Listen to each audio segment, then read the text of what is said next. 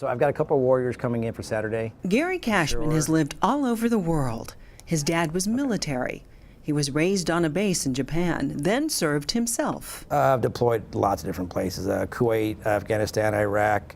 I've been to Bosnia and Kosovo. He is highly disciplined and highly trained. I just graduated sniper school, and I was over at another unit in Korea again at the time, actually. But transitioning out of the military was traumatic. He spent many nights in his car. I'd say homeless. It would be mostly couch surfing, but I was homeless, looking around, kind of figure out what to do. First time being in America, on my own, with no ID card, no safety net, none of the things that were comfortable to me. He came back and he was having a tough time, and he found himself homeless. And again, when you hear him talk about it, he was as surprised as anybody else to be there. A lot of great skills, but I just couldn't navigate the civilian world, didn't understand how it worked. Gary found help and hope at King County's Veterans Program. Walked into King County Vets, kind of asking them, what do you guys do? And they started giving me the whole, we can help with housing, we do with education and employment and other stuff. And I was like, oh, this is great. You know, there's that initial stumble as you transition out of the military, which is really common, I think.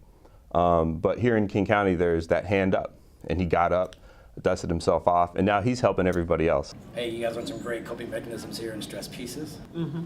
Monique Brown deployed multiple times to Iraq, received services from the Vets Program, and now helps other vets. I will do it until I die.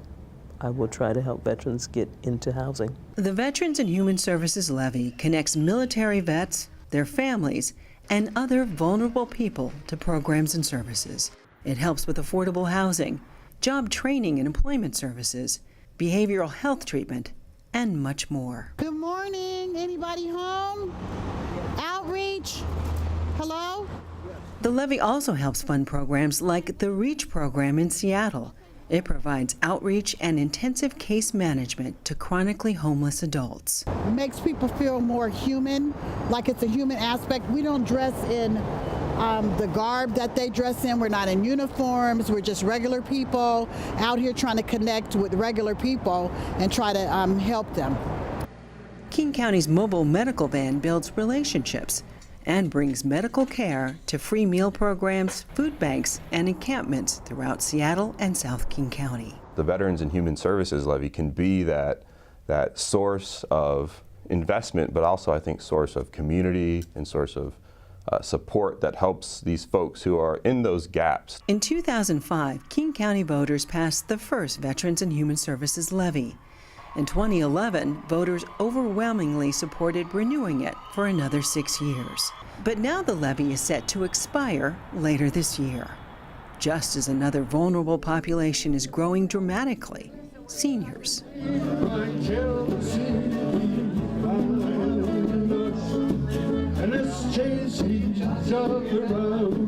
By the year 2030, the King County senior population of 65 and older will nearly double to 400,000 people, and many are aging into poverty. Everything else in a senior's life has gone up. Prescription drug costs, rent, gas, everything. The only thing that hasn't gone up in most cases are pension and Social Security. So we have to help these people out as much as we can. The levy helps support services at places like the Black Diamond Community Center. Here, there are hot meals, medical services, and much more. And it's a happy place. You see people are really happy. They're laughing, they're participating. Retired Lieutenant Colonel Chuck Hardaway flew more than 100 missions in Vietnam. And I bring 2 World War II vets with me every Tuesday and Thursday.